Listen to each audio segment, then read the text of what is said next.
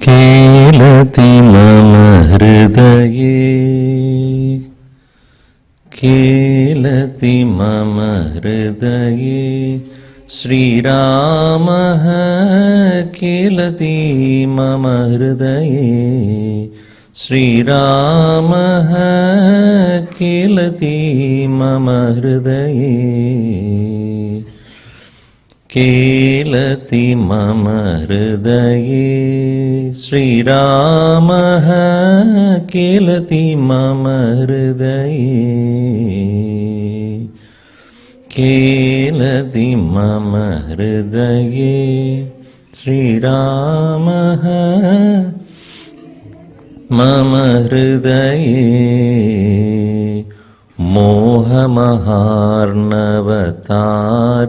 मोहमहार्णवतारणकारी मोहमहार्णवतारणकारी रागद्वेषमुकासुरमारी रागद्वेष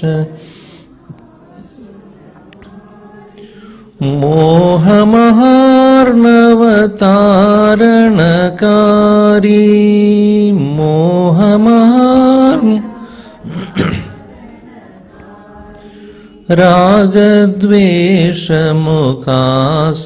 रागद्वेषमुकासुरमारी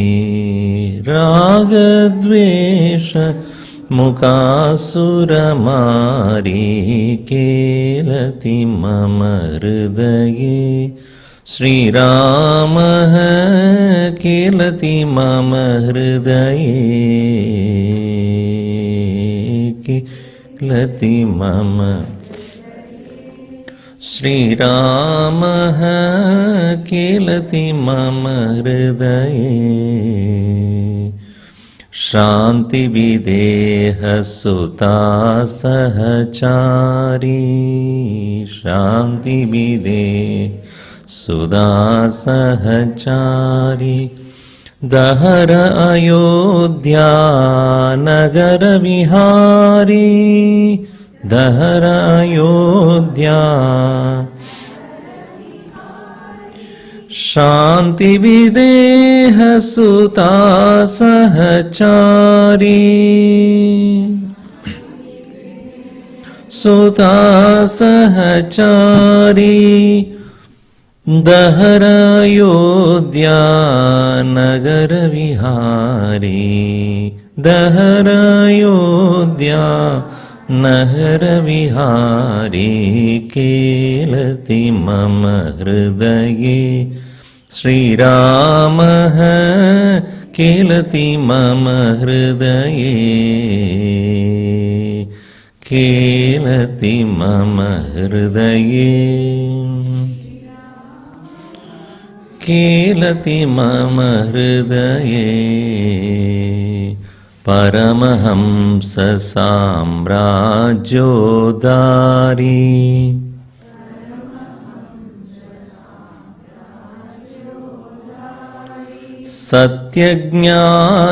सत्यज्ञानानंद शरीरी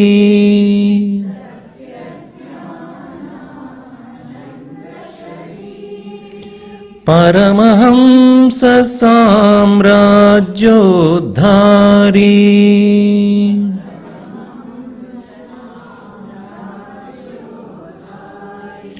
रागद्वेष सत्यज्ञानानंद शरीरी सत्यज्ञानानंद शरीरी केलति मम हृदये श्रीरामः केलति मम हृदये केलति मम हृदये श्रीरामः केलति मम हृदये श्रीरामः केलति मम हृदये श्रीरामः केलति मम हृदये ओ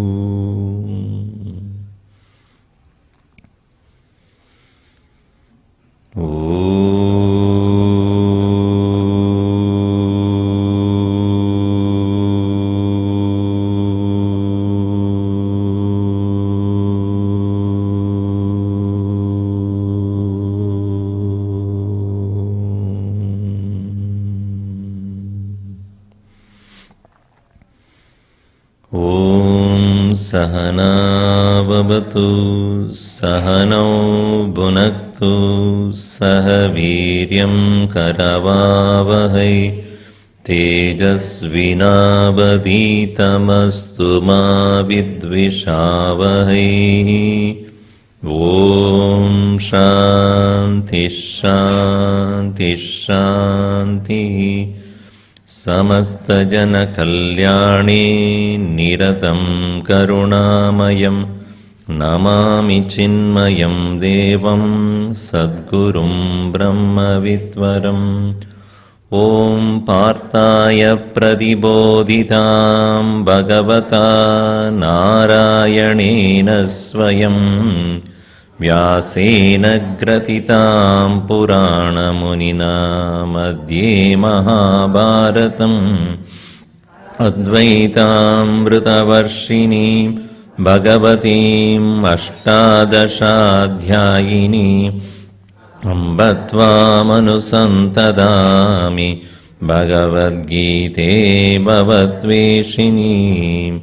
Yam Brahma Varunendra Rudra Marutah Stunvanti Divyaistavaihi Vedai Sangapadakramopanishadaihi Gayanti Yam Samagaha Dhyanavastita tadghatena manasa Pashyanti Yam Yogino Yasyantam na vidussura suraganaha Devaya tasmai namaha Devaya tasmai namaha. As I said in the first day itself, Gita is an explanation of the Tattvamasi Vakya, the Upanishad statement as thou art that. In the first 6 chapter it is about you, the individual. The third set of 6 chapters is about that, and the last one is the showing the equation that you are that. So in the first 6 chapter we are almost at the end of it, where Krishna is so far giving us the various pointers towards self-development, and he pretty much makes it very practical to us, saying that you are in the field of action and therefore there only you should begin. We should start the journey where we are. So we are in karma bhumi, the field of action. In that field of action, he said, engage in your work, whatever you are doing, but do it with the different intention. If the intention is wrong, you will be in tension. So here he said, Tasmat asakta satatam karyam karma karodiyaha asakto hi acharan karma paramapnodi purushaha. Therefore, a person who is doing his duties, but with detached mind, when he does that very well, purity of mind takes place. That purity of mind is essential for quietude or stillness, which is helpful in meditation. And he also explained to us how a wise man looks at the world, how he is able to see the actionless self in the midst of action. How his perception with respect to the world of things, world of people, world of situations. And coming to the point here in the 6th chapter, he said, in this path, no one can help you except yourself. If you have not befriended your mind, that is the greatest enemy. Uddhared atmana atmanam na atmanam avasadayet. Lift yourself by yourself and never look down upon you any time. Gurudev used to say, when you are traveling in a car, let us say you're going uphill somewhere in the Himalayas or any other mountain, when you're going there, there are places where you go up. And certain times maybe the road is taking a downward turn. It does not mean you are going down.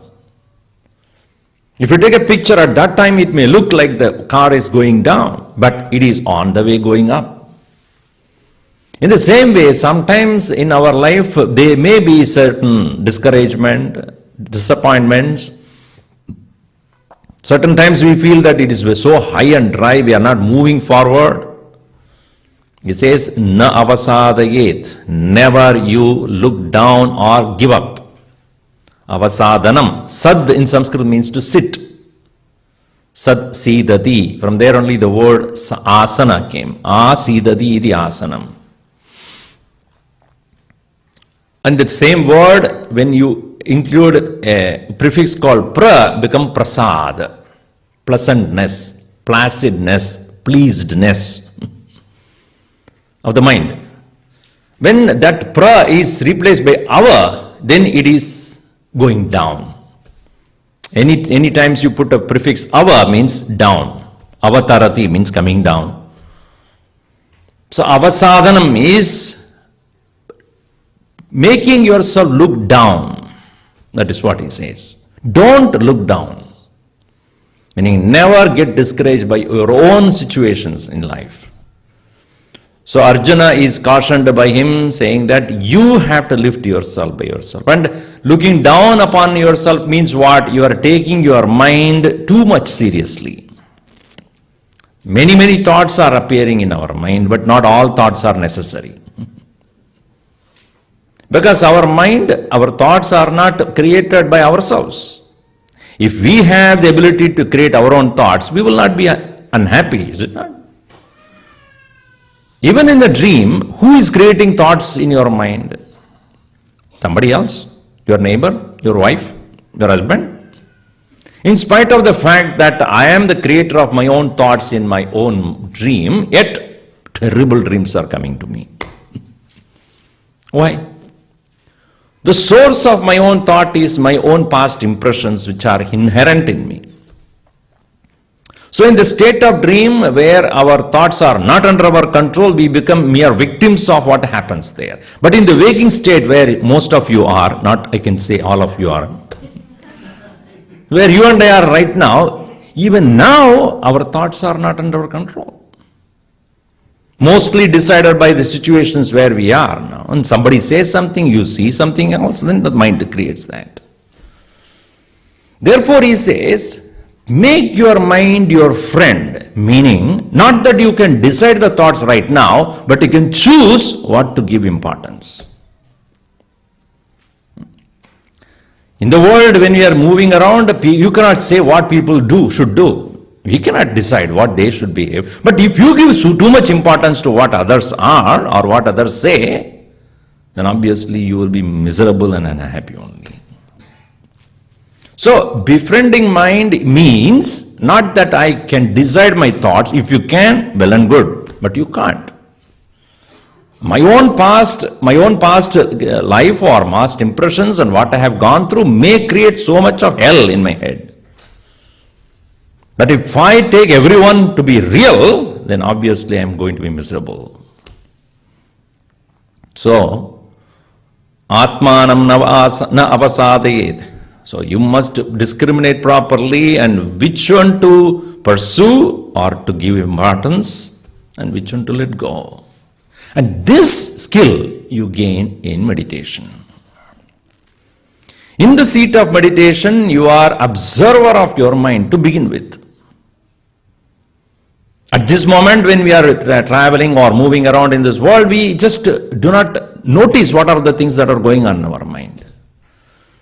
And when you sit down quietly, when you are not engaged in this world, when you start observing yourself, you realize that so many thoughts are there, unwanted, criminal thoughts and vulgar thoughts and bad thoughts and sometimes good thoughts. So when you start observing, neither you participate in those good thoughts nor in the bad ones. Just to be a witness. To do that, One must first of all reduce the number of thoughts in the mind. Because when they are gushing forth and so many of them are there, it is very difficult for us to control or even to observe. Therefore, he says in the next verse, we see verse number 19 here, Shanai Shanai Ruparamet Buddhya Driti Grihitaya Atma Samstam Manakrutva Na kinchitapi chintayet. Mind cannot be arrested, to made to come to stand still suddenly. Mind, according to our Gurudev, is nothing but the flow of thoughts. I think I have discussed this with you some time back. Mind is nothing but flow of thoughts, just like a river is nothing but the flow of water.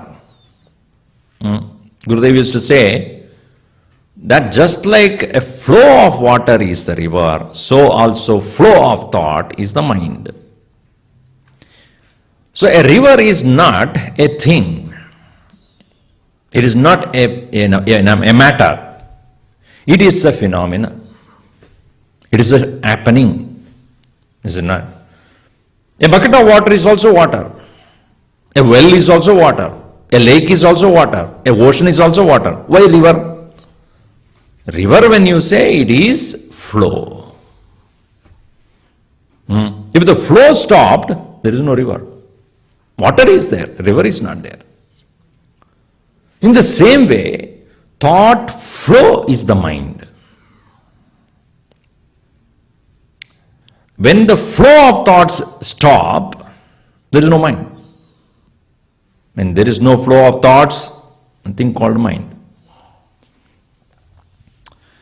That is the reason why when you are in the deep sleep state, there is no flow of thought and therefore you don't experience the mind.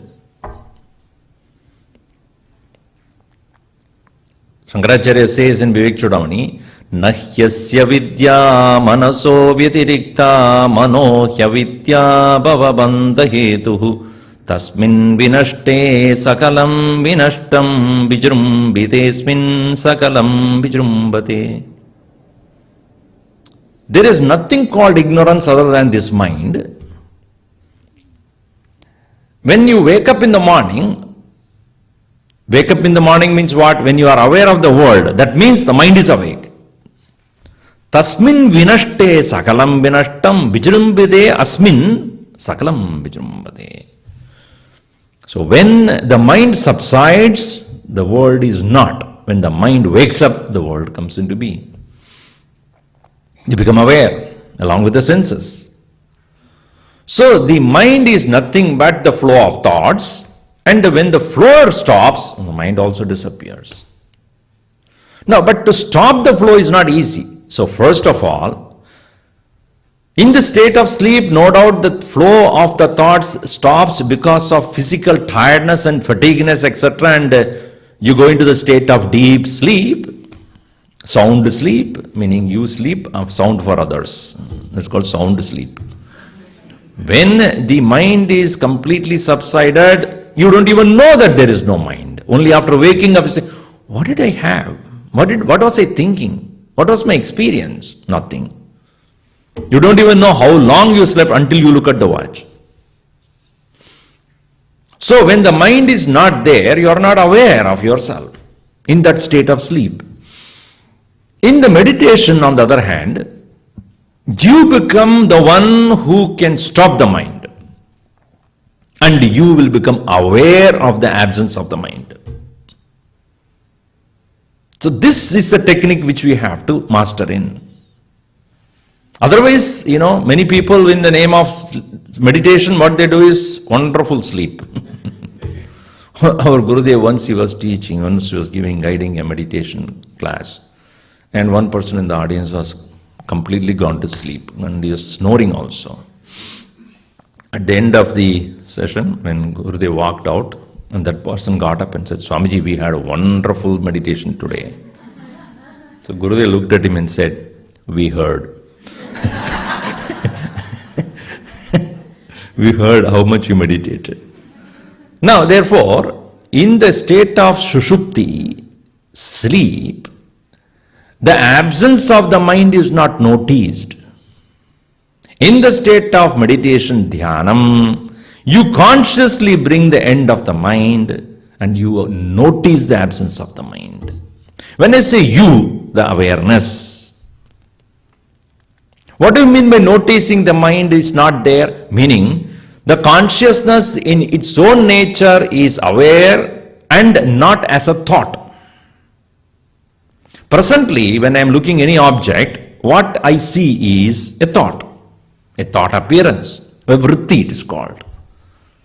Bhagavan Ramana Maharshi also talks about it very clearly that nothing but vritti alone, manah, vrittayast manah, the vritti means a thought. So, vrittayo manah, nothing but thoughts are the mind. That's why he says, Manasam tu kim margane krite naiva manasam marga arjavat. When you ask this question, is there a mind? There is nothing like that. Let me give you an example. When you are watching a movie, there are many things that are happening on the screen. It is nothing but various frames are moving, one after another. When the movement of the frames, there is an apparent motion, apparent movement of the characters there. Actually, nobody is moving there.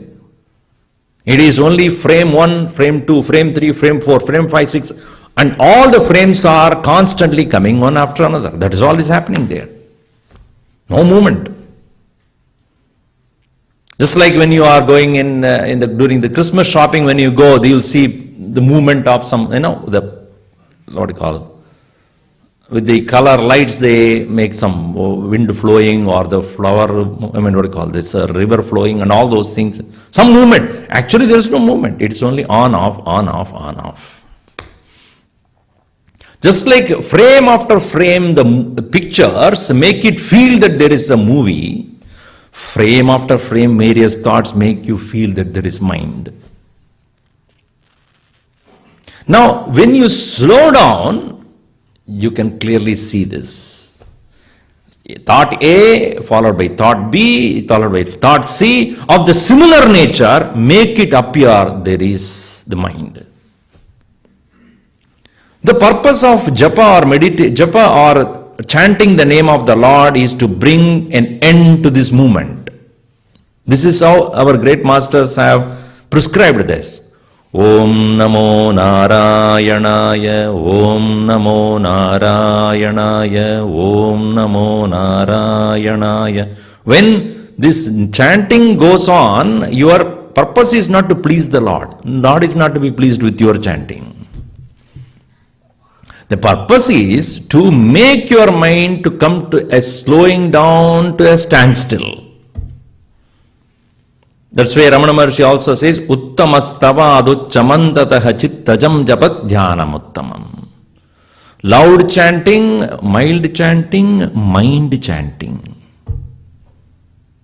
And then you see how the mind has come to a standstill. So here he says, slowly, slowly, shanaihi, shanaihi, uparamet. Mind has to be slowed down slowly, slowly, slowly. That is why it takes time. So nothing, you cannot just say, I want to sit down meditation. Oh, nothing is happening. Nothing is happening because until that point you are rushing through your mind. So preparation for the meditation is essential. And when your mind is thus prepared, where the thoughts have relatively slowed down, then you can see how the thoughts appear and disappear. Appearance and disappearance of the thoughts you are able to see very clearly. And then you can go to, where is the source of this thought? Where is it coming from? That's why he says, slowly, slowly, shanaihi, shanaihi, uparamet, withdraw. A beautiful example is given in the Mundaka Upanishad, where the Rishi says, the meditation is like that of archery. You take a bow, and on the bow you place the arrow, and take the arrow towards you slowly and pull it, facing the target. And what you should do? After having placed the arrow and pulling the string along with the arrow which is placed on the bow, what you should do? Pull it all the way possible and then let go of the whole thing. When you let go of the whole thing, nothing happens. Only the arrow should be let go. Right? You should hold the bow. Right? If you are not holding the bow, and if you are not holding the bow properly, and then if you are withdrawing, everything will collapse. Pranavo dhanusharo hyatma brahmatallakshamuchyate apramattena vettavyam sharavattanmayo bhavet. Pranavo dhanuhu. Om is the dhanush, or Om is that bow. Sharo hi atma, arrow is your mind. Pranavo dhanusharo hi atma, brahmatat lakshyam uchyate. Brahman is your lakshyam, the target. Apramattena vethavyam. So placing that arrow facing towards that lakshya and then pull towards yourself and release only the arrow. Sharavattanmayo bhavet. Just like Shara, that arrow becomes one with the target, you become one with the Brahman. So chanting Om is prescribed in the Vedas, Upanishads, as the means to make the mind withdraw. But withdrawal, what we mean by is when you are pulling it to yourself and release. Therefore, in the next you see, Atma samstam manakritva na kinchidapi chintayet. Keeping your mind on the goal, every other thought you just withdraw from. Atma samstam, keeping that Manaha, mind kritva, keeping the mind in the self, na kinchitapi, anything else, na chintayet. Don't think of anything else. So, if we are full of thoughts and rushing with the thoughts, first of all, we cannot slow down. And we cannot make the mind, if we cannot make the mind slow down, obviously we are not able to stop it. Unless you bring the stillness of the mind, you cannot take the mind towards the self. It is similar to when you are going to sleep, you are saying, I want to sleep, I want to sleep, I want to sleep, I want to sleep, I want to sleep. You will never sleep. Even the thought, I want to sleep, should end. So if somebody is sleeping and you go and ask, are you sleeping? Yes. That person is not sleeping then. He should not be there to answer you that question. Are you sleeping? If you say yes, then obviously you are not sleeping. Similarly, are you meditating? Yes. Then you are not meditating. People whenever they now t-shirt, I am meditating. You don't need to declare to the world that you are meditating. Because meditation, according to Gurudev, is not a verb, it is a noun. Meditation is a noun, meaning it is not an activity, it is a state. It is not an action that you undertake. All other things that you do before that are actions. Sleeping, is it an action? Is it an activity? Tell me. Walking is an activity. Eating is an activity. Thinking is an activity. Sleeping is an activity. What are you doing there? Are you doing anything seriously? I am seriously sleeping, you see. I am very tired of sleeping. You get tired of sleeping because you are not sleeping. But when you come to Vedanta class, wow. Nobody needs to tell you that. one person in the front row, sleeping. So the person who was giving lecture got very annoyed. Not me, somebody else. He told the next person, please wake him up. She said, you have put him to sleep. If you want, you wake him up. Why should I do that? So, if a person is sleeping, it is not an activity. Sleeping is not an activity because you are not doing an action of sleeping. Yes, sleeping is a state of mind. Similarly, meditation is not an activity. No action can take you there. Only inaction can take you there. Where you withdraw from action, you reach there. Not doing something, you reach there. So even though japa and other things are prescribed, it is all to make us not to do, not to engage. So when you are chanting, you are actually withdrawing from engagement. That's why he said, Shanaihi Shanaihi Uparamet, withdraw from that. So physical activity, you stop by just sitting down quietly, not seeing, hearing, tasting, smelling, touching, walking, talking, speaking, no. But then when your faculties, sense organs are quiet, you are not doing anything, mind becomes active. And when we sleep, because of the tiredness, mind is going to sleep. But here, when you sit for meditation, make sure that you are not tired. That's why Krishna in another place in the 6th chapter says, Yukta ahara viharasya yukta cheshtasya karmasu yukta swapnavabodhasya yogo bhavati dukkha. Moderation in sleep, food and action. You should be very moderate. If you are a man of meditation, you don't overexhaust yourself. Neither in eating, nor in sleeping, nor in action. Any extra effort that you put, or overly you eat, or you eat more or you eat less, you sleep more or you sleep less, you do more action or you don't do any action at all, in all these conditions, meditation is not going to be possible. If you overly eat and you become too gluttonous, body will become so tired you will go to sleep. If you don't eat at all, body will become tired, it will go to sleep. If you don't sleep, you will be very sleepy. If you sleep too much, and then also body become lazy. And you do too much of action, body becomes tired. If you don't act at all, you become too energetic, mind will go in all over the place. So that moderation is necessary. So meditation is possible only when we do all these adjustments during the day, where the moderation should be maintained in all aspects, and making sure the mind is relatively calm and not sleepy.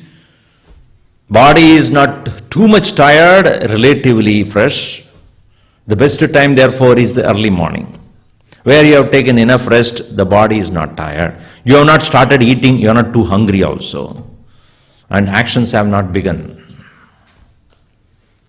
So the mind naturally is quiet, and at that point of time, Atma Samstam Manakrutva, keeping your mind in the self, meaning the very source of the thoughts.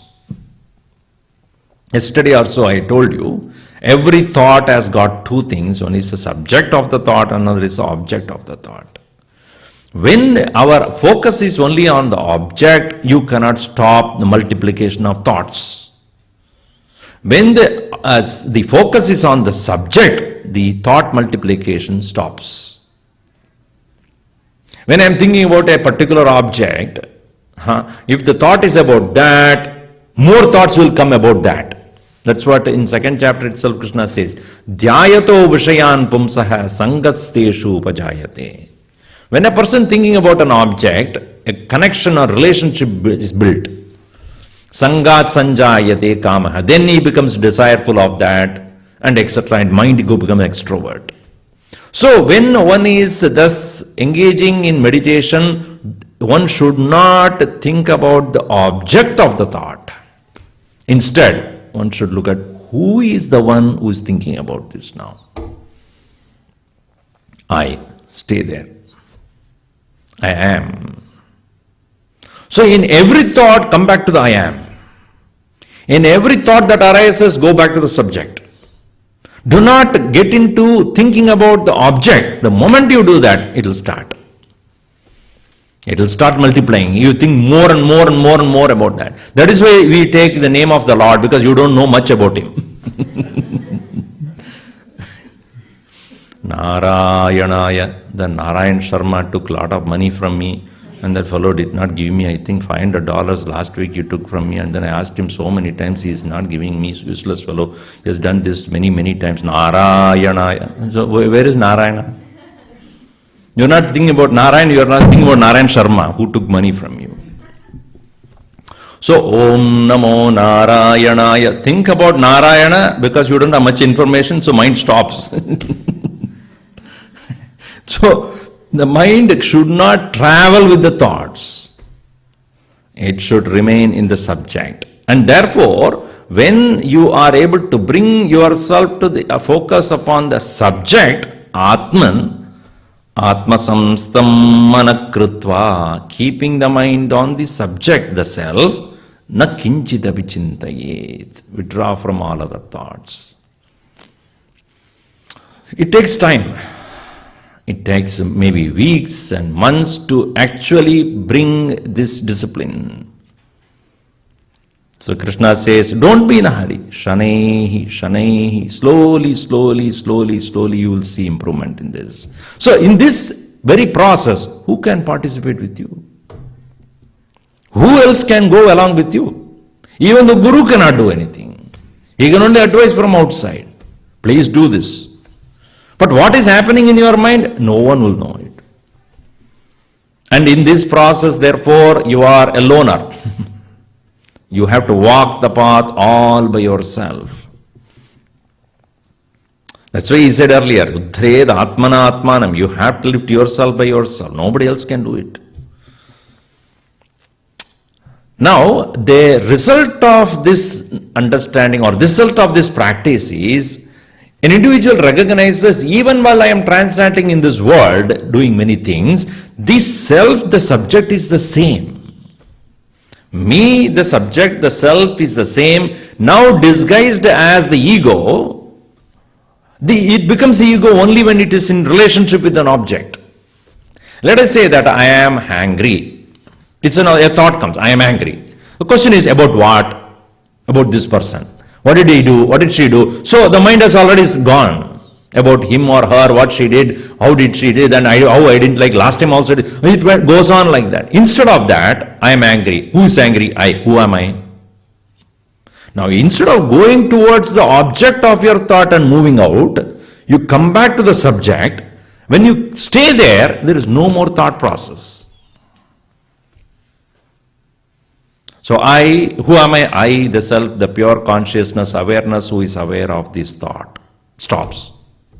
The next thought comes about something else. Who, instead of asking, what is this about? Who is this thinking about? Again come back to the self. So when this practice is intensely taken with every thought, don't even allow one thought on the other side. If even one thought is left behind, that will take you outside. The mind's nature is extrovertedness. Mind flow is about the world. It is always flowing outside. Paranchikani vidranat swayambhuhu tasmat parang pashyadina antaratman. The mind is designed in such a way that it is to be extrovert through the senses. Kaschidiraha pratyagatmanam aikshat. Only a very rare person is able to go on the opposite direction. Avritta chakshuhu, turning his attention within, amritatvamichan, seeking immortality. So in general, our mind is extrovert, it is going behind the objects, and the multiplication of thoughts cannot be avoided at all. When you make one single mistake, it will multiply. On the other hand, when the attention is and the awareness is about the subject of the thought, then you, to that extent, you reduce the thought flow. And as you are able to do it with every thought that appears in your mind, you will remain in that state of oneness with your own self. But I'm telling you, it is not that easy. You cannot say, okay, tomorrow onwards I can do it. Try. Your mind is ancient than you. It has been there for many, many lives. So therefore, you cannot take your mind so easily. And it may probably do it because of utter sympathy for you, it will cooperate with you for one day. Next day, I think it is very boring, Krishna says, Bahunam janmanam ante jnanavan mam prapatyate. After many lives, it takes place. Not one day or 2 days. After many lives, one may be able to do this.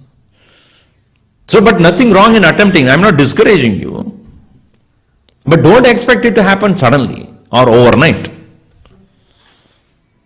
There is no overnight enlightenment. I told you this. It has to happen because of the continuous practice here, and an individual who are able to attempt unfailingly, without any discouragement, continuously, in everyday attempt, he will see or she will see the progress slowly.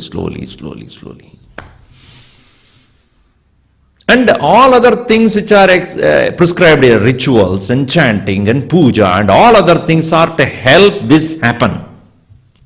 When you are doing a ritual and you are doing a puja, the Lord who is sitting in front of you, whom you are worshipping, is the one who is sitting inside you also. When you are offering the flower to the Lord, you are actually withdrawing your attention from all other things. Shivaya namaham, Maheshwaraya namaham, Shambhave namaham, Pinakine namaham, Shashashekaraya namaham, Vamadevaya namaham, Virupakshaya namaham, Kapartine namaham, Nilalogitaya namaham, Shankaraya namaham, Cholapanaye namaham, Katvangine namaham, Vishnuvallabhaya namaham, Shibhivishtaya namaham, Ambikanadaya namaham, Srikantaya namaham. When you are offering these flowers one by one, every thought is offered to the same subject. 1,000 names may be there, but the subject is one. The Lord whom I am worshipping there as the form there is none other than the Lord who is sitting within me. With these names, I am trying to remain in the Lord. So a ritual you take, a puja you perform, or just chanting you do, these are all to make you come back to your own being.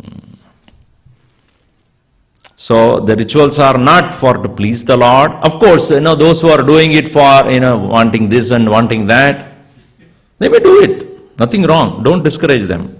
But as a person who is trying to walk the spiritual path, the purpose is different. The action may be the same, but the intention becomes different. That's what Krishna, Shankaracharya, many places he says, please do not therefore reject the karma or rituals, but do it with a different purpose. And what is the purpose? That I have discovered slowly that in every thought the presence of the self is the same, and that is where my focus is. Then he understands in every being it is the same. In every living being the presence is the same. The Lord whom I am able to discover within me as my own subject is the subject of all beings. Therefore, see in the next verse he says, Yo mam pashyati sarvatra sarvam cha mayi pashyati tasyaham na pranashyami Sachamena pranashyati. Yaha sarvatra mam pashyati. Yaha, he who sarvatra, everywhere, mam, me, pashyati, sees. He who sees me in everything, in everywhere. That does not mean take a Krishna's picture and stick it on everywhere. That's not the idea.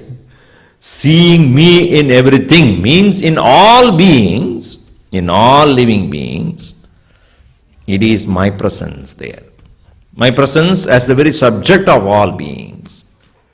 Now, the philosophy goes a little further, because in the case of all living beings, may be able to see that living being in all, life in all beings is the Lord. In a plant, in an animal, in other human beings. It is the same one whom I know as my own awareness, is the one who is in everybody as his or her awareness. Presently occupied with their own thoughts, they are not aware of that. Even as much as I am also occupied my own thoughts, my own ambitions, my own desires and likes and dislikes, prejudice, all that, I am so occupied. Each one of us are living in our own world, is it not? Nobody is allowed to interfere with our own world. And nowadays it's more and more, my world, my Facebook, my this, my Twitter, it's becoming more and more my. And I have to request you to make me a friend in your Facebook. Not allowed.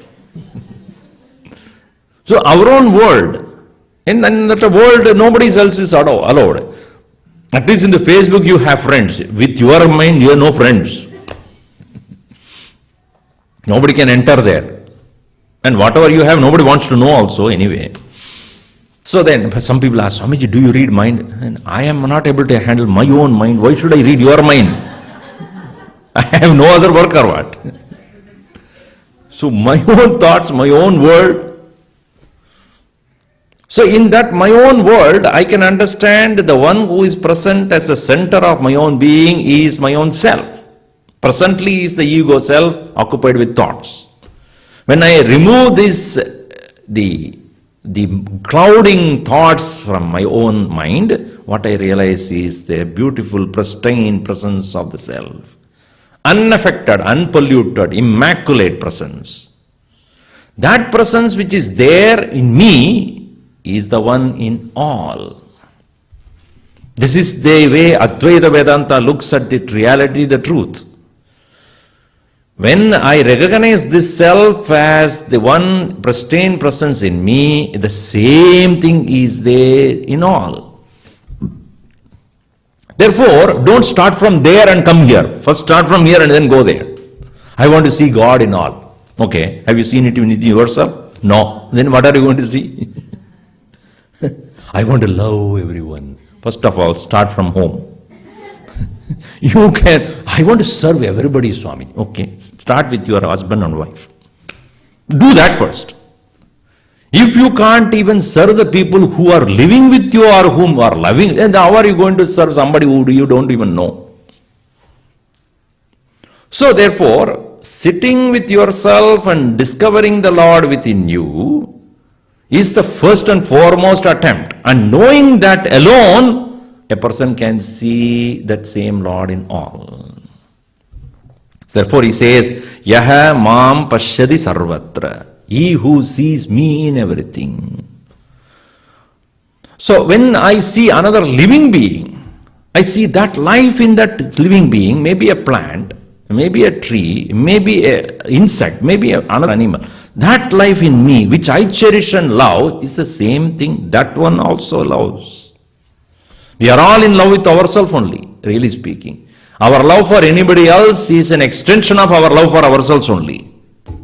Atmanastu kamaya sarvam priyam bhavati. Upanishad says, you love everyone because you love yourself. The self-love is the first love. Because when you say, I love this person, I love this person because he makes me happy. That's why. If that person is a miserable guy and continuously agitating me, I will not love that person.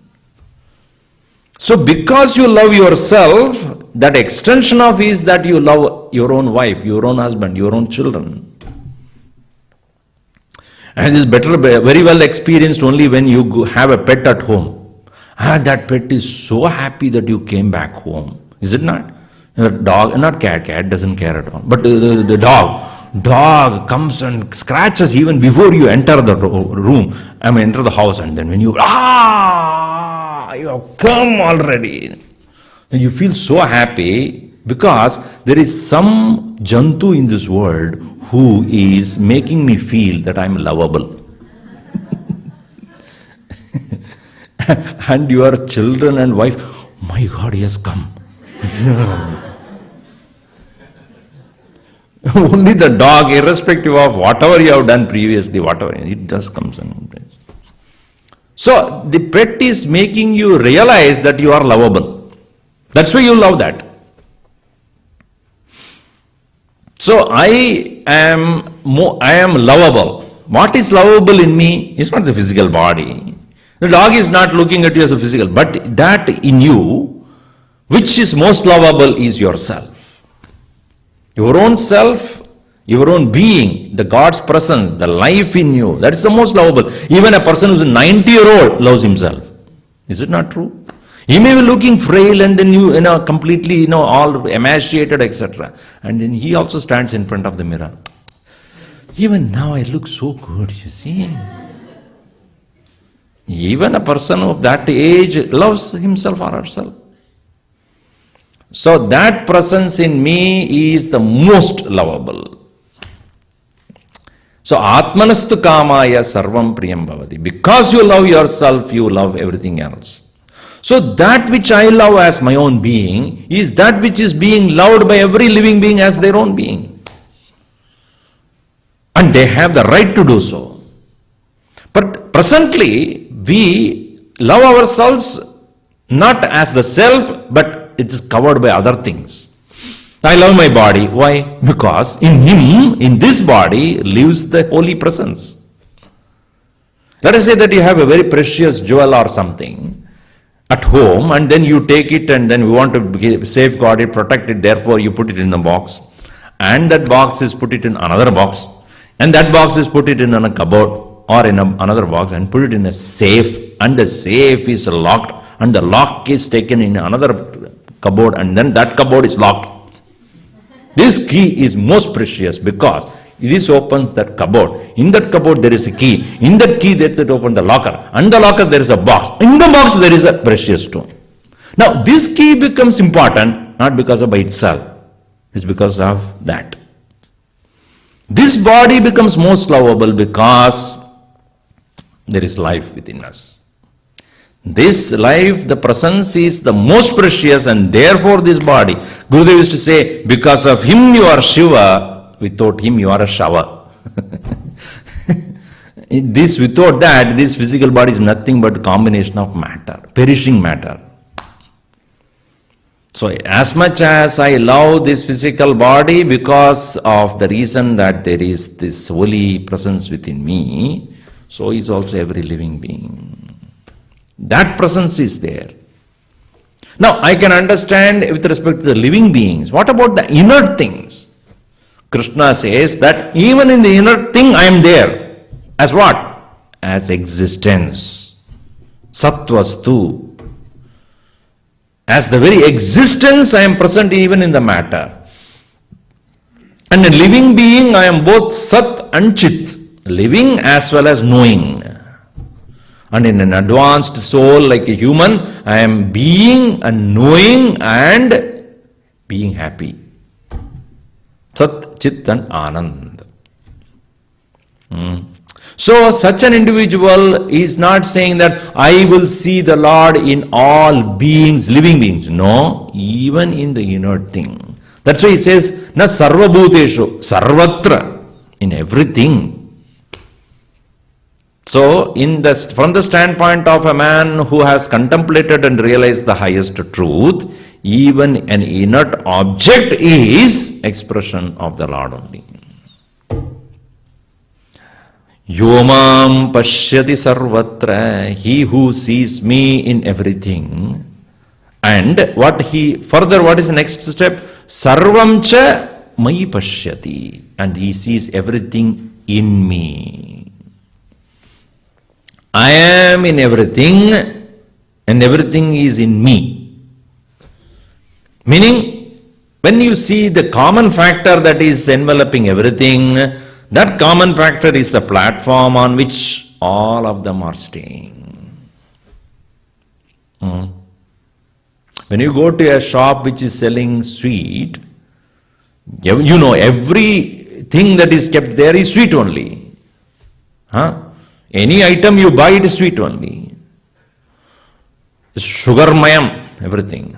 Just like if you go to a Gujarati house, eat anything, it will be sugar-mayam only. They say, and that's why I tell the people who, from Gujarati people when they come, Swamiji, what kind of food you want to eat? I tell them, your food should be no good. Then I will eat. No good? No good. Good. Good is the brown sugar, or brown sugar, whatever you call it, good. Swamiji, you want our food to be no good? Yeah, no good. Because they are very advanced. They want to see good in everything. Anyway, so in a sweet shop, you will find everything is sweet only. Anything that you take.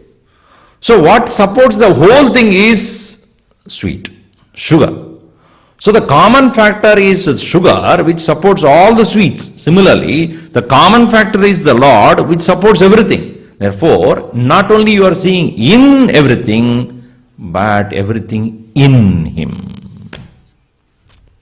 That's what he says. Yomam pashyati sarvatra sarvam cha mai pashyati. Now you are sitting in a hall, and there is a hall, means a space is there. Space is inside the hall. Actually, hall is in the space. Is it not true? Is it space in the hall or a hall in the space? Actually, hall is in space. So, but you say, I went into the hall space. You are not going into the hall space. Space is inside the hall. Because space is greater than the hall, and the space is supporting the hall. In the same way, the Lord is not the one who is sitting inside us. Actually, He is within and without. Antar bahischa tat sarvam vyapya narayana stitaha. The Lord is within as well as without. So here, He who sees me in everything and everything in me, what happens? Tasya, to such a person, aham na pranashyami, I will never disappear from his attention. Sachame na pranashyati, he will never disappear from my attention. Meaning, we become one with each other. He who does not forget me, I do not forget him. That's why a person who has reached this nature, Brahmavit, Brahmaiva bhavati, because he will never be able to let go of the awareness of the self. So such an individual can never be away from God, nor do the God ever be away from him. They become one with each other because they cannot forget each other. He is always aware that he is in me, I am in him. So that is the ultimate result of meditation. The result of meditation is enlightenment, not just mind becoming quiet. He reaches the state of awareness where thereafter he cannot let go of the experience and awareness that the Lord, the Supreme Lord, call it a self, Paramatma, is within and without. And everything that I see is in Him, in everything He is there. And that becomes a saint. Therefore, as I said yesterday, a saint cannot discriminate people with name, fame, color, religion, caste, color at all. Why? Because this has no such barriers. All these barriers are mind created. No religion can divide the God. No caste or color or sex or any other such divisions can ever divide the unhomogeneous presence. A saint therefore become, whether he wants it or not, deliberately or not deliberately, he becomes a fully compassionate, unconditionally compassionate person. For he sees himself in everything. So the final result of meditation is an individual becomes so saintly and compassionate. And in the following chapter, in 7th, he says, such a person's perception will become clear that I am in and through all of them. Everything is strung in me, just like the flowers are strung in a thread. If you see, you go to the temple and you see a beautiful flower garland is offered to the Lord, various flowers are put together, you know very well the flowers can come together only when there is a connecting thread. In the same way, all of us are able to be alive, kicking, because of one single thread of consciousness moving through. That's what he says in the next verse. We see, Matta parataram nanyate kinchidasti dhananjaya Mai sarvamidam protam Sutre manigana iva. Arjuna, understand one thing, that other than me there exists nothing here. Mattaha, other than me, kinchiti, anything else, na asti parataram. Other than me, greater than me, there exists nothing here. Just like in your own dream, who is there other than you? In your dream, is there anybody else? Even if there is anybody else, that is also you only. The Rasagulla, again Rasagulla only comes in. That Rasagulla that you eat is also you only. You are eating yourself as Rasagulla. So everything that you experience in your dream is nothing but you. In the same way, we are in the dream of the Lord and everything is He only. This is what a man of meditation comes to experience. I am also He is also He, she is also He only. That one single presence alone is acting you, me, she, he and everything. That is why I said such an individual, one who has this vision, cannot hate anybody. Tatra ko moha kashokaha ekatvam anupashyataha. Upanishad says, for him how can there be delusion? How can there be hatred? So this hatred is not some psychological adjustment here. Unlike the Western psychology say, just adjust, replace anger with something else. How long you can do that? People say, when you are angry, go on chanting 1, 2, 3, 4, 5, 6, 7, 8, 9, 10, 11, go on chanting. After 99, what will you do? One boy was told by mother, you go to school every day, you come with a black eye. Why? Because my friends are making me angry.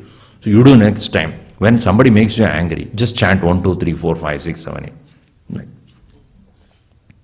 Next day also he came with a black eye. What happened now today? I chanted 100. So what happened? But my friend, who got angry, his mother told him only 50. That fellow punched him.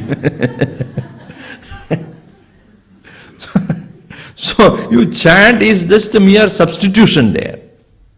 You are trying to take your mind away from it. It will stay. It will not stay for it. It will come back. So all this mere psychological adjustment is only stopgap arrangement.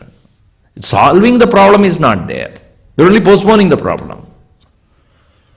So one who has thus discovered oneness, oneself in others, there is no possibility of hatred there. So here Krishna says, Matta parataram na anyat kinchidasti. Other than me, there is nothing there. This one realizes. And he sees that just like a string of pearls are put together, there must be a string that makes the pearl together. In the same way, he sees one single presence in all of them, which makes them all come together. Mai sarvamidam protam. In me everything is connected. How? Sutre manigana iva. Just like a string in which all the pearls are connected. So the Lord is the connecting link in all of our lives. When we do not recognize that, we only see differences. Gurudev used to say, more the difference, less the love.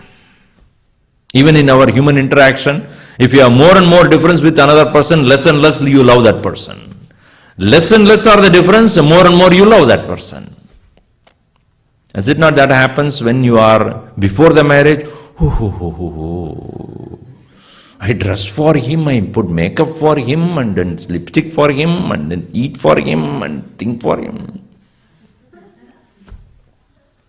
Afterwards, useless. Get out. My bank account is different from your bank account. Why? Because the more differences you see. More differences you see, less love will be there. So a person who is able to break all the differences, such a person alone can really get to that real love for the Lord. Bheda bhavanat sohamityaso bhavana bhidha bhaktiruttama bhava shunyasat bhava sustitihi bhavana balat bhaktiruttama. Uttama bhakti is where abheda bhavana. Where there is no difference alone, there is true love. Upanishad very clearly says, Etasmin udaramantaram kurute atatasya bhayam bhavati. Where you make a difference, to that extent you are afraid. See, when the opposite of love is not hatred, opposite of love is fear. Because the moment you create a difference, you are afraid of that person. The moment you make yourself away from that individual, you are afraid of that person. You're not hatred. Hatred is a bad experience. Difference creates fear. So, here the Upanishad also says, where an individual has seen the oneness, tatra ko moha kashoka, where there can be anger or delusion or anything else. So he says, where one sees just like the pearls are connected to one single string, he sees me as the connecting link in all of them. In spite of seeing the external differences, one will not consider other one different from oneself. So he will treat dog like a dog, but he knows God is in that. He will treat a bird like a bird, but he knows that God is present in that. It doesn't mean that dog is also brought to home and then given food on the dining table. Not that way. Don't go to that extreme. Oh, Mahatma, you see, he will bring God also and then sleep with the dog only and then eat. Not like that. Dog is to be treated like a dog, but he knows the presence of the Lord is in him also. In that also. So where an individual has gained that connection with oneness, he cannot hate anyone. And that is considered to be the man of such enlightenment living in this world. And such a person alone is a very embodiment of unlimited, unconditional love. It is not another psychological adjustment. It is not just a mere training and educating the mind. It is an experience-born transformation. Mayi sarvamidam protam sutre manigana iva matta parataram na anyat kinchidasti. Other than me, there is nothing here, Arjuna. He sees me as one single link. But then, when you go to a temple, when you go to a shrine, when you go to a church, when you go to any place of worship, when you stand in front of the Lord, most of the time what we see in that Lord is what He can give me. Because, most of us go with the demands of what various kinds when you go to Balaji, when you go to Tirupati. Very rarely, 1 in a million maybe, who goes there to see the Lord as Himself. Most people go there because our demands in life are so many. Physical affliction, business is not doing well, relationship is in ruins, or your children are not listening to you, or you are not listening to them, whatever it is. So all sort of domestic problems, social problems, financial things. And that's why when you go to the Balaji, etc., a lot of money is put in the hundi. Every one of them is having its own prayer. Lord, I am making you as my silent partner. I am putting this much money. Make sure that it is doubled within no time. It's a silent partner there.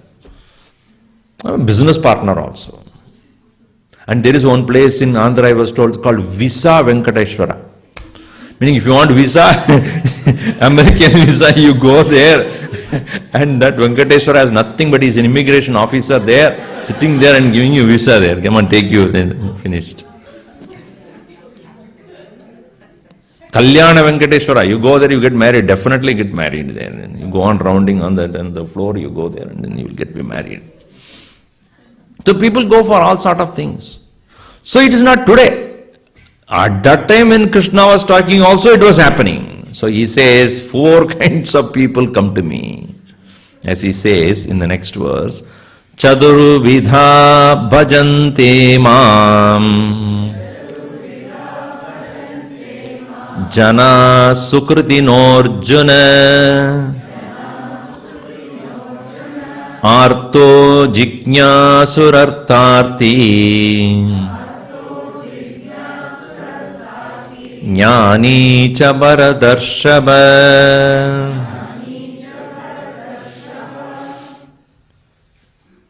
Here he says, Mam, hey Arjuna, Chaturvidaha janaha sukridinaha bhajante.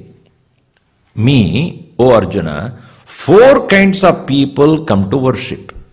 Chaturvidaha janaha, and they are all good people, not wrong. Sakritinaha. Sushtukritinaha, meaning those who are of men of good deeds. They come and worship me, and they are 4 in number. 4 kinds of people. Artaha, meaning those who have arthritis.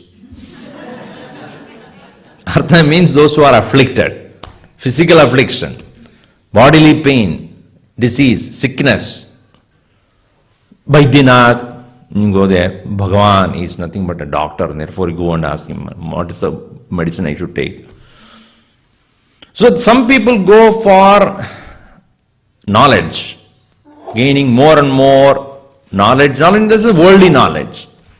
Jignasu, nya, to know. Jignasu means jnatam ichcha jignasa. One wants to know, to learn, to become brilliant, to be intelligent. Students go, we remember when we were studying, before the exam, all the Ganesha temple will be full of them. Take a coconut. Bhagavan, you see, I have studied so much, but I don't remember anything. Please make me remember. If you do that, I will break the coconut on the floor. If you don't, on your head. So, you throw... No, what does it mean? Okay, make my mind powerful enough to remember everything. No, that is a jignasa, wanting to become brilliant or intelligent, memory, jignasa. Artharthi, 3rd type is those who want wealth, money, name, fame, power, position. So I want to become famous. Everybody should know. I need wealth, I need richness, I want status. I go there also. So they are good people because they are not going anywhere else, at least coming to me. And I will bless them all. But the 4th one is the most important. Jnani. Jnani is one who tesham jnani nitya yuktaha ega bhaktir vishishyate. Udara sarva evete. Jnani to atmaiva me matam. Jnani is one who is not coming to ask me anything. He comes to see me, to be with me, to know me, to be me. That's a very, very rare. So among the devotees, among those who love me, I love that 4th one the most. Why? Because he seeks nothing. If somebody comes to you, let us say that your friend who has not come to you for a long time, and suddenly one day he appears because he saw you in the Facebook and he comes there. He got your address and came. Hey, you are so, happy. Hey, how many years since we met? 20 years. Wow. Come. And you started chatting about all the things which you have done in the school and the college and whatever it is, and go on talking about. Then slowly after maybe an hour or so, you may be curious, why suddenly he appeared here? So you ask, so how come you are just, are you living in this area? No, I just came to see you. Oh, okay. In fact, I'm starting a business, and I'm looking for some investors. And, I know that you're doing well in this New England. So I thought that you know me. See, after all, you know me. How I'm very, very plain, very simple, very straightforward in what I do. And I'm starting this business. I just want you to invest some 500,000. Now when he says that the purpose of his visit is not just to see you, but to make something out of me, Oh, that is why sudden love for me came to you. You came to know about my wealth. Now, even though you may probably accept that, but the first when you started interacting with him, thinking that he came to see you, you get disappointed because he came to not to see me, it is to take share of my wealth from me. Similarly, when you go in front of the Lord, oh, Mahadeva, Shiva, Shivasambho, please take care of my business. No, he was so happy that you came, and within no time, what do you say? I have a list. 1, 2, 3, 4. That's why some people go in front, Narayana, Narayana, Narayana, Narayana. What is the list is going on there? Narayana, Narayana. 1, 2, 3, 4, 5, 6, 7, 8, Narayana, Narayana. All the list is over. 24, 25 to Narayana. Then you go. And the priest says, you go, go, go, go. Jaragandi, Jaragandi, Jaragandi, Jaragandi. And then again you come Narayana. Because the list is on the other side of the list you forgot. Narayana, Narayana. Bhagavan only smiles. Oh, okay. You have come for that, not to see me. How disappointing it would be for him. See that? Is it not that you will feel so bad that you have come only to take away all my Shankha Chakra Gada and all that thing which I have got, all the wealth that I have got, that is to take that you have come here? Not to see me? Many times we see people go there to that shrine and don't look at the, go immediately close their eyes. Because they have to remember what they want. Not even look at him. So unfortunate. So Krishna says, 4 types of people come, out of which that Jnani is the one whom I love the most because he comes there only to see me and want nothing else. So, whether you are able to invoke him in your own heart or see him in the temple, don't demand anything else from him. The less you demand, the more closer he will come. The more you demand, he will go far away from you. He will give what you want. It's like anybody else, if you don't want me, you want only what I have, I'll give you that. Don't disturb me any further. But if you say, I want you, it is like in marriage was going on in India, and there was small children were there playing around and all those things. One uncle was put in charge of all the kids. So the uncle, he has to take care. Whenever the children get tired, he will give some chocolates or the candies, go and eat. There was a store he will open, go inside, bring the candies, give it to them, and then they will run. Among those kids, one boy was not taking the candy at all. He was standing. So then he asked, you don't like candy? He didn't say anything. Second time when he was distributing, you don't want candy? He didn't say anything. Third time also, he didn't say anything. So finally he said, yeah, you come with all of them, stand there, but you don't want candy. Why are you here in front of me? I want the key. So once I have the key, I can take it anytime, and why should I depend on you? That is Jnani. Not that he want to take everything from the Lord. But if the Lord can give everything, if Lord himself is there with me, what do I want then? If I can be one with the Lord, do I have any more demand? If the Lord can give something, paltry things here and there which make us happy, he himself is the very abode of happiness. He himself is the abode of all wealth. If I have him, I am him. Right? So Jnani is to Atmaiva me matam. He himself is me.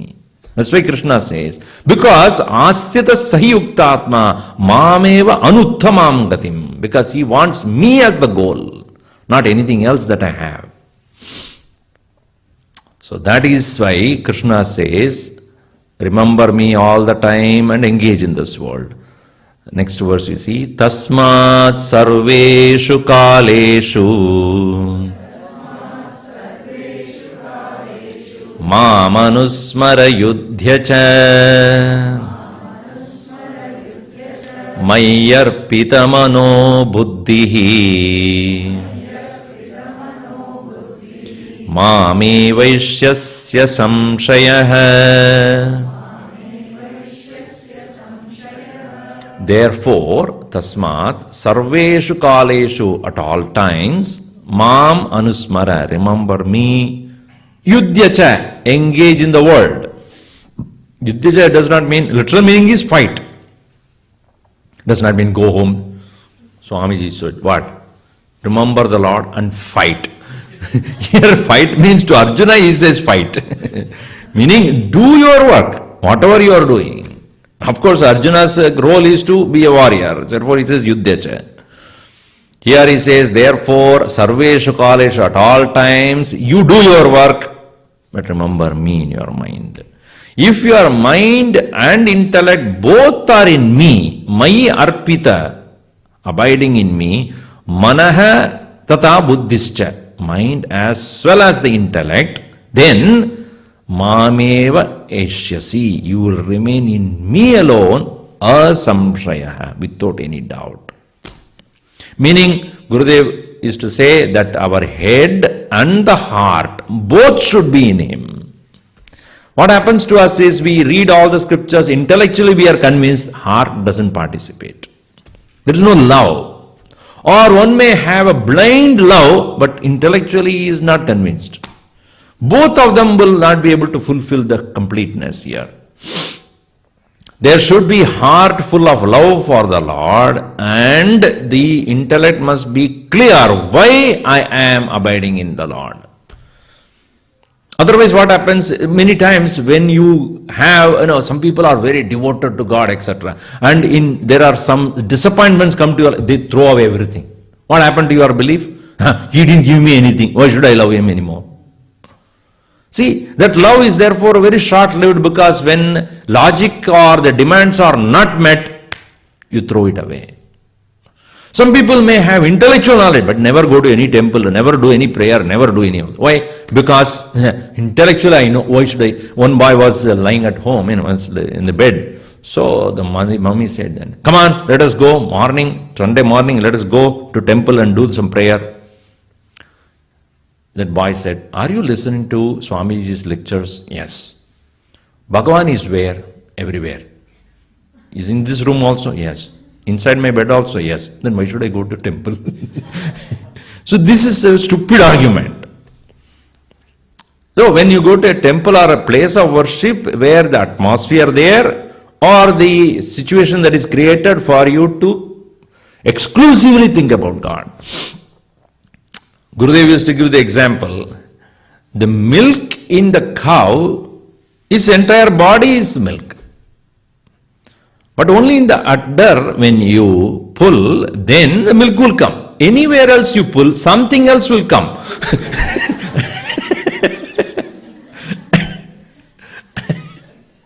That will become an udder failure afterwards. So therefore, no doubt, God is everywhere. No doubt about that. But the place to remember and worship is a place of altar, there where you can focus. So do not say that, okay, intellectually I know I don't need to pray. Then you will never get anything you want. Meaning, never be able to place your mind continuously with love. Because our mind naturally gravitates towards that which we love, not just understand. We understand many things, but our choices are always made out of emotion. Your habits are emotion, your thinking is an emotion, your choices are emotions. When you go to a restaurant, what do you order? Healthy food? Never. What is tasty in that particular restaurant? Is it not? When they offer bhiksha also, that which is the steamed vegetable remains untouched by anybody there. But all other things will get exhausted. Swami, everybody says, Swamiji, it is exclusively for you only. We will eat much better stuff. You know intellectually that is what you eat, but you don't eat. Why? The taste of the tongue demands something else. So, if love is not placed where the intellect is, then it is incomplete. That's why he says, manaha buddhischa, both, mind that is heart, that is love, buddhihi, the intellect, understanding. Mayarpita mano buddhihi, both the mind and intellect when you put, then Mame Vaishyasi, you will remain with me only, asamshaya, without any doubt. So here, remember me, and it is not that only when you go to a temple, when you do something ritual, that time you remember. Sarveshu kaleshu, at all times. Ma manusmara, remember me, and engage in this world, and keep your mind and intellect placed upon me. And when you are, as Ramashna Paramahamsa would say, when you are engaging in this world, with one hand be busy with the world, other hand keep that at the Lord's feet. And when you finish the work, both the hand at the Lord, at the feet of the Lord. So thus in these 23 verses we have seen some of the important ideas from this beautiful text called Bhagavad Gita. And I know that I have not completed, obviously. So we will see in the next time when you visit, we can do more. At least these verses, what we have understood, should be put into practice. These, as I said in the beginning itself, every verse in Bhagavad Gita is so beautiful and so invigorating, so deep. But selection is obviously made with some amount of compromise. And when we take up some of the ideas and let us put into practice and see how much we can benefit out of them. Okay. Om Sarve Bhavantu Sukhinah Sarve Santu Niramayaha Sarve Bhadrani Pashyantu Ma Kaschid Dukkha Bhat Bhavet. Om Shanti Shanti Shanti. Harihi Om Sri Gurubhyo Namaha. Harihi Om.